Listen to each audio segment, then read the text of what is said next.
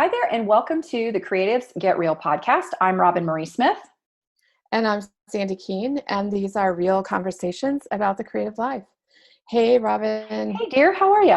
I'm good. How about you? I'm doing well. Okay. This is a topic that, gosh, this comes up in every coaching session that I have with people. And it's a tough one, really, I It think. is hard. It is Yeah. hard. And it relates to the one we just did about getting your face on camera, because I think they're very similar issues. Mm-hmm. Today we're going to talk about, I'm going to let you do it. Pricing. How do you price your courses or your products? And should you put them on sale? And I think what this boils down to oftentimes, the first part of that about pricing, it comes down to valuing yourself and your work. Mm-hmm. And it's a tough one, because Yep. yeah. And we've talked about that a lot. So, Mm-hmm. so I think this is a good one. Yeah. It is. And it builds on Mhm. last week's episode about putting your face on camera and just building that confidence. That's And right. pricing, just like you said, is about value and confidence. Mm-hmm. Confidence that what you are selling is worth buying, Yeah. and it's also worth you getting paid what you're worth for your time, for your talent, and for your effort. That's right. And that can be hard. Yes. So let's talk about Mm-hmm. pricing and our personal histories with pricing. So do you want to start off? How do you price Yeah. things? Well, and we need to look at this a little differently because I think we have a few categories here. Mm-hmm. We have online courses. Right. We have more of a digital product. That's a digital product, but I'm thinking more like a digital product that somebody would download, like Mm-hmm. art things. And then I think you have a physical product.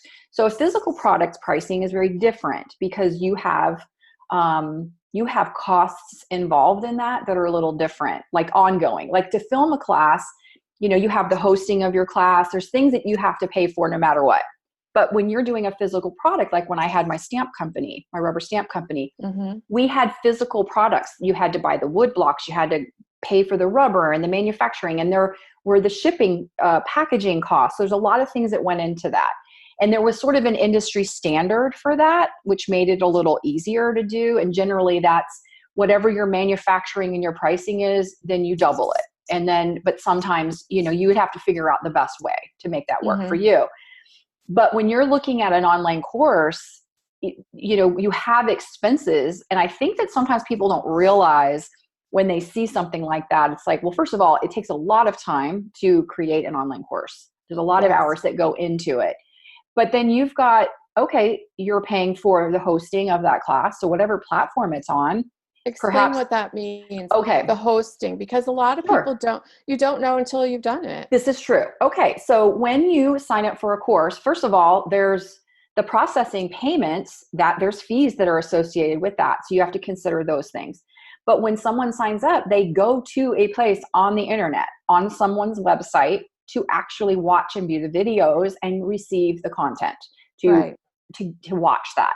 So depending on how you're delivering your course, if it's online, well, it's generally not free to put the videos up and have them available. So you're Right. generally paying for whatever that platform is, Mm-hmm. whether it's Squarespace or Wix or Teachable or some other platform. There are fees associated with that. Right. So you've got those expenses to think about. So, and then you've got marketing. Are you going to do advertising? That could be factored in. Are Mm-hmm. you going to consider, I'm just trying to think of some things that would come into play on that. Well, you've got to email your customers, let them know that you have it available, keep them in the loop. Is that a separate fee? Or are you paying for that with another company, another service? So there's Right. definitely those techie things that come into play. Yeah. But And you skipped mhm. one, and that is where you host your videos. Yes, if your If you host, platform does not allow you to upload your videos, then you right. have to have your videos hosted somewhere so that, Right. yes, absolutely. So there could be, a variety of different Yes. expenses. Yeah. So And that's expensive. Yes, it is. It's definitely, I mean, you're looking at probably, because with Vimeo is the company Mhm. that we both recommend for that, because they allow you to have privacy settings so that Right. your videos would only appear on the domain or the site that you want it to. So that would be the site that you're offering your classes on. Right. And And nobody else can see them. that's right. But you have to pay for the commercial plan in order to, which is, I think, their pro plan. And so, yeah, there are some expenses that you have to factor in. Right. And we're Um, talking hundreds of dollars oh, for a yeah, year. absolutely. Yeah. So, Not um, inexpensive. no, it's not. And that's why I think sometimes when people see the price of a class, they're like, I mean, we do the same thing when we're looking at a class and we have to evaluate, well, am I going to get from that what I really want to learn? You know, Mhm. there's a lot to weigh out, but I think there's a lot of things behind the scenes that people don't realize. And a Right. lot of hours, I mean, between filming, first it starts with your prototype and the idea, and then you've got your filming and all the editing and the hours, and then the workbook or the PDFs and the downloads and all. It's a lot. It's a lot It that is a goes lot. into it. And you need to think about those things when you are pricing. So that was a long way to get to, it depends on what you're pricing, Right. because a physical product is very different than a digital product or an online course Hmm. product. So, Yeah. and I've And always struggled with this as far as the online part. Yeah. everyone does. It doesn't Yeah. matter what you're Yeah. pricing. I think everyone Yeah. struggles. Yeah. And 99% of the time, when someone comes to me and says, "Hey, will you look at this? This is what I'm thinking for my price," the price is too low.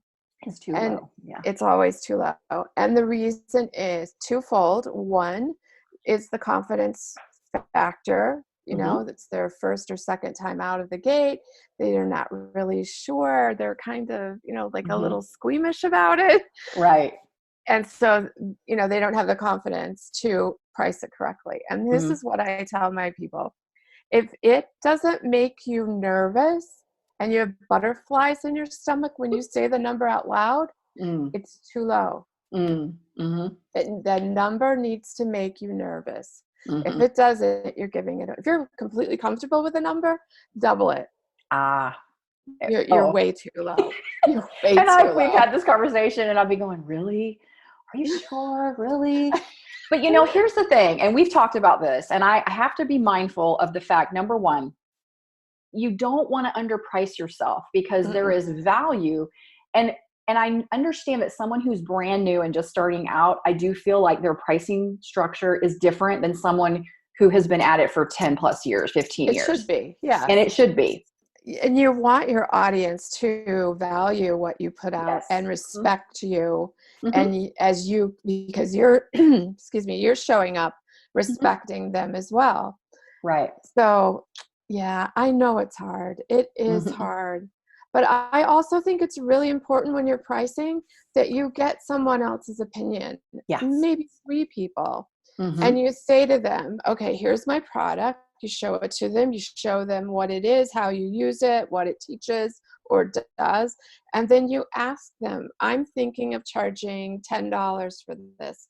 What do you think? Would you pay $10? And you have to ask people, they're going to be honest with you. Right. Mm-hmm. And they will tell you, yeah, heck yeah, I'd pay $10. Then you're Mm-hmm. like, oh, that was That easy. was too easy. Yeah. Yeah. Yeah. Would you pay 12? Would you Mm-hmm. pay 15? And Mm-hmm. where is that point where the person's like, let me think about that. And then you're Right. like, okay, I've crossed the line now. I need to Mm-hmm. back it up a little bit. Sure. Yeah. It's really hard to price things yourself, especially in the beginning. So you Mm. want feedback. Yeah, absolutely. I totally agree. Now, what about offering, and we both have been there, so we're having this conversation for our audience. When you, well, we have two topics here. One is, should you put your products on sale? And Mm-hmm. two, how do you handle, say, maybe that initial release of a course? Mm-hmm. And we both have done this and been there. So let's start with that. Let's start with that initial, the course is brand new and we're just releasing it. And most everyone will do an early pricing, which I think Right. is a great idea. I do too. Because what you're doing is you're rewarding your followers that show up for you. Right. And they deserve Mm-hmm. that special pricing. They deserve to be rewarded for showing up and supporting you, and you want to thank them. So yes, I absolutely think there should be, or I stand by early bird pricing. There's an argument to be made for how long, because that's a big question that I get a lot. Sure. Yeah. How long should an early bird pricing be available? And I think the answer is between 3 and 7 days. Absolutely agree. Yeah, for sure. It depends on your audience. If you're brand new, you probably want to go 7. Give people a chance to find you. If you have a big following and this is your 8th class, 3 days is probably enough. Yeah. And I've done that. Yeah. I might go a little more than 3 days, but generally it's right within that. I've done 2 different things. I've done that approach where it was strictly, here's the early bird pricing, it's out there. And then I've done it to where only my subscribers to my email list got the early pricing. Like they got a special discount. Sometimes I've done it where they get it on top of the early pricing because they happen to be subscribers. So they're even more rewarded. So I've done it kind of both ways. And I think it works great. I think that is important. And really it's kind of become, I think, an industry standard, really, that most everyone will do that, will offer some. Right. Now, how do we figure out the pricing? Like what's the recommendation? I know how we do it. So maybe let's share that with our listeners on a good formula for how you would decide what that's going to be. And this was a revelation to me that you shared after I'd been pricing for years and was kind of not doing it right. So, right. Yeah. Well, you want to keep in mind that the bulk of your sales are going to come from those people that show up for you all the time. Yeah. They're going to get your early bird pricing. So what you want to do is you want to set your early bird price to be a fair price to you. This is not where you say, I'm going to pull numbers out of my head. Right. This is not where you say, this class is worth $50. So I'm going to offer it to my people for $10 off for $40. Okay, so the bulk of your people buy the class at $40. You've just cheated yourself out of $10 for every sale that you make. Right. That's not the way you do early bird pricing. You put it at what you want for the class is a fair number for the class. And then that's those people's reward for showing up for you. And then it goes up to the next. But you can't subtract it from your minimum price, which is what we all do. That's what we think. Right. I want $50 for this class, so early bird pricing should be 40. 40, yeah. Okay, you're not going to make any money on your class, and you're going to be discouraged. That's correct. Oh my gosh, I didn't make anything because my associated costs were this much, and then I basically gave all my profit away. Yeah, that was a revelation when you pointed that out to me some years ago, and I was like, oh, you're absolutely right. That doesn't make any sense. Yeah. Right. Right. So yes, start where the fair price is. That's your early bird price. And then what you get for the price for the class afterwards will be extra. So what's a rule of thumb? Like $10 off or 20%? I mean, I'm thinking somewhere around that. Either one is a good rule of thumb. Yeah. I always try, it depends on the price of the class. If the class is $30, you don't have a lot of room to give a big discount. Right. So that's hard. The larger the price of the class or the item, the more area you have to give things away. But I have a gauge, like, does that feel like a reward? Exactly. Yeah. Because I don't want people to say, yeah, really, I was one of the first 5 to buy your class and you gave me $3. That's how you value me? Exactly. I'm worth $3 to you? Yeah. I want it to be enough that they feel special and that they feel like they got some, a good feel out of it. Yeah, I agree. Absolutely. So you think about that too when you price your class. If you don't leave yourself any room to give your people a discount, okay, now you're backed into that corner again. That's true. Now, what about, so let's talk about sales. Let's talk about past and beyond the early pricing sales, whether it's on a physical product or whether it's on a digital product. I know kind of how I feel about it because I did run a business where I offered a physical product for many years. And my policy was I did not put my products on sale. And I felt like there's an argument for either side, but I did not want I'm running a business. This was my income.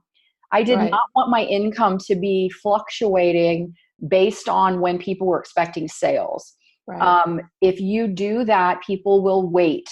They'll know, okay, she's going to do this pricing special in the months of, March and September. So I'm going to wait and buy. Then I don't have control over my revenue as a business owner. And again, there's an argument for it both ways. So that's kind of how I felt about it. And unless I'm doing a bundled special or I'm retiring a class, the early pricing is the early pricing, and That I is the don't do sale. sales. That's Yes. exactly. Yeah. Yeah. I'm adamant. I'm adamant about this. I do not do sales. Early bird pricing is the sale. Correct. And the only other time I'll do a sale is retirement sale. This class is getting a little dusty. Yep. Great class, but it's kind of getting dusty. So I'm going to offer it at a nice savings. Yep. Fine. That's fair. I also don't do sales, but I don't do them for a different reason than you. And mine is, I think that it's so unfair to your customers that pay full price for something and then they see a month later that you're offering it on sale. Oh, yeah. I would never do that to my customers. Heck no. I agree with that. And that's happened to me before. And I'm like, ugh. So last month I paid this and then now it's $10 off or 20% off. And it kind of doesn't make me very happy. So I agree with you. And I think too, this maybe plays into that.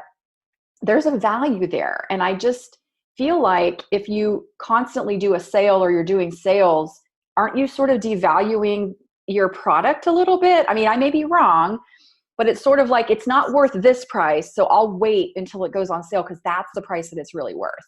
Right. It's a mindset thing, I think, to people. We do it too. I mean, right. Yeah. Right. I mean, we all love a sale. Hey, I love a sale. I love a coupon code. Yep. I go and look for coupon codes to everything I buy. So yeah, we do. But yeah, you want to annoy the heck out of me, ask me to pay $50 for something, and I step up and say, yes, you are worth $50. And next week the class is for $40. Yeah. That makes me really angry. So I never do that to my customers. Nope. And like you said, unless it's a retirement or it's the early, that's the sale. Right. So I did recently start this just to see how it would go as far as building my email list, because I want to treat those that sign up to be a part of my newsletter and my email list. They're special because they've said, hey, yes, I want to hear from you. And so I'm testing out a coupon code for a class for a limited period of time just to see how that works. I'm often willing to open the door up to something, but that's open to anyone. So I'm testing that out right now. I'm not sure if it has really made any difference at all or if I'm going to continue to do that.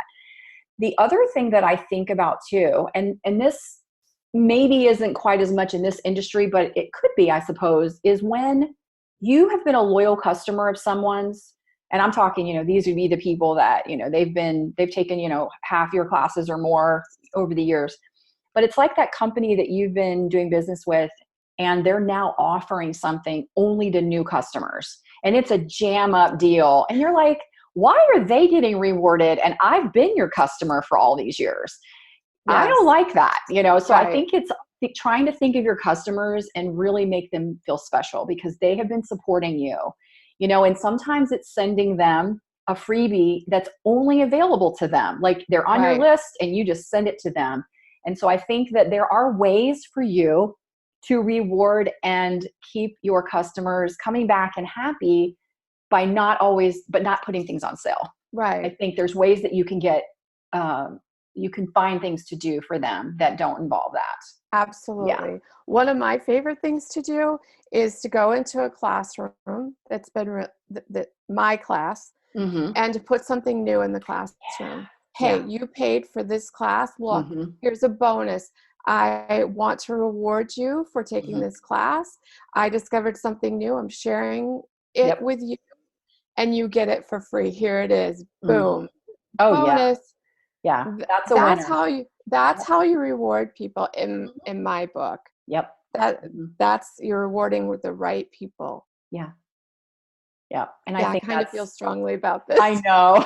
I know we do. I know we do. We both have, we've had those experiences. And you know what? As we prefaced in the beginning, there is an argument for both sides. There are plenty of creatives in this industry who do sales, who Yes. annual, semi-annual and all. And if I'm wanting to take one of those classes one day, I'm gonna wait for wait the for the class sale. sale. And so, again, there is an argument for both, but we're presenting this side of it because this is what we feel How we strongly feel. about and has Yeah. worked for us. Yeah. Right. So, So do you think it makes a difference if you're selling a physical product? So you're selling handmade art or journals or jewelry or photography. Do you think that there's a difference if it's physical? well, it depends on what it is. When you're talking handmade art and something like that versus a manufactured product like I had in the beginning, I think, although that was still something that was intellectual because I created it, I still didn't put it on sale, but um, yeah, I don't know. I still say no. I still I say I've still I do spent the too. same number of hours on creating that journal or whatever that is. But what I will do is I will throw in freebies and things, creative artsy things that they can use. This is the thank you. Mm-hmm. So you're getting the value. I'm not losing the value from, having created this and this is the price, but I've given you extra goodies because I appreciate you and I thank you. And so I Right. think that's important. And a handwritten thank you very much or whatever Mm-hmm. goes a long way. So I still say, no, Yeah, I actually agree with you. yeah, And I think here's something we haven't quite covered or covered enough yet is if you have a physical product and you're pricing it, you can't price it until you have ordered all of the packaging and freebie supplies right. you're Mm-hmm. putting in it. Because let's say you're throwing in a business card, you're throwing in a piece of your art that's, a copy of your art on a card, a handwritten little note. You're putting it in butcher paper, you're doing a twine bow, and you're putting starry ribbon on it. Mm-hmm. Okay, you cannot price that until you figured out how much That's right. all of that and the Mm-hmm. cellophane envelope it's going into, the Mm-hmm. That's packing right. envelope. Chipboard if you need it, the Yes, packing tape, the yes. printing of the labels. It's funny that you bring that up because when I first started that part of my business many years ago, it was like 2003, 2004. I was teaching a lot in person, and there was a store up in Maryland that was ordering a lot of my stuff at wholesale at the time. And I was so new, I really didn't know some of these things because it was like I was learning on the fly. And she said that to me. She said, you need to factor in your pricing to include the shipping expenses and the packaging expenses. You're not thinking about that. You're not thinking that you've got to buy packing tape and you've got to have the labels to print and all of that. And I was like, yeah, you're right. Those are things I have to pay for, but I wasn't really Mm-hmm. thinking about it. And Right, so those are definitely things that come into play when you're pricing something that's going to be shipped. Yes. right. But it's So, no different with the digital because you still have delivery of those items. You still have the mm-hmm, hosting of those items. It's just right. looks a little bit different. But yeah, Mm-hmm. but good point. You really can't price it until you know all of your expenses that are involved in that. Mm-hmm. Exactly. And I think, once you start selling something, doesn't matter whether it's digital or a physical product, you become a much different consumer Oh, because yes, for sure. because you understand now Mm-hmm. why someone's shipping cost is $10. Mm-hmm. It's because it's costing them $8.95 to ship it. Yep. That's just their postage, and then there's the envelope and the Mm-hmm. stuff that's inside. That's right. And it's become an industry standard also, I feel, when you're doing arts and crafts kinds of thing, that your packaging is superb. You know, it's creative. There's goodies thrown in.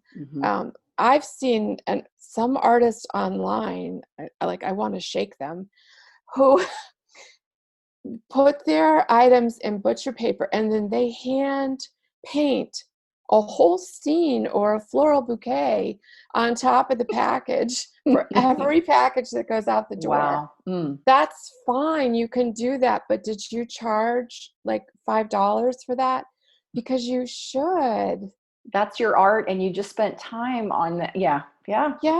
You could be using that time to make more product. Why are you overpacking? That's overpackaging in my opinion. So you have to find the happy medium where it's not thrown in a box, because you can't compete if you're throwing things in a box. No. But how far are you going to go? Yeah, And I that's agree. something everybody has to decide. Yeah, that's a good point. And factor in. Yeah, absolutely. So pricing, it's not easy. No, it's not. There's a lot of thought that goes into what is charged and should be. I mean, those are things that, if you are doing this, I would hope you're doing this to actually make some money and make it an income. It's part of what you're doing. Then, you don't want to be giving things away, but you need to feel like there is, you're giving value, but you're getting compensated for that as well. Right. Yeah. Yeah. It's a balancing act. And I think, if you've been in business for 6 months and you're looking back and you're like, I haven't made any money. I've shipped a lot of product and I've sold stuff, but I'm not making any money on this. Then you really need to look at your pricing and what have you forgotten? Because you've forgotten a cost. It's showing up. That's right. Paying it. That's right. You're reimbursed for it. Yeah. And I think it's a good idea to literally sit down and write this out, whether it's an online thing or a physical thing. Write out every single thing that you touch that comes into contact with you for that product. Are you paying a service to print your shipping labels? What is that? Clear bags, chipboard, write it all down, because it will become so much clearer. You won't forget. Everything. I'm talking that roll of tape, even if you use it and the tape lasts you for 2 months, you're still buying it. Write every single thing down. And, are you having to go to the post office every week? How far is your post office? Are they coming to pick it up, or are you having to drive it there? These are things that every business owner needs to factor in to what they're doing. And if you write it down, I think you'll be amazed at, wow, I was leaving that out. Oh my gosh, I totally forgot about that. Right. Yeah. Yep, for sure. Okay, guys, good luck with this. It's a big one. Yes, it is. And we are here to answer questions. Just reach out and let us know if you have any thoughts on the subject as well. We'd be interested in hearing. Yeah, because we're both on the same side of this one. So if you have an opposite opinion, tell us why sales are a good idea and why it works for you in your business plan. Yeah, we're open to hearing. So thank you. Yeah. All right. Until next time, thanks for listening. This podcast is not on sale. Oh, I love that. That was funny. Thank you for listening to this episode of Creatives Get Real. We love hearing from you. So hop on over to Instagram and leave us a comment. And we also appreciate reviews on iTunes. And you can find me, Sandi Keene, at sandykeene.com and my classes at popupartclasses.com. And you can find me, Roben-Marie Smith, at robenmarie.com. And if you're looking for and need tech support, check out my membership site, makerstechu.com.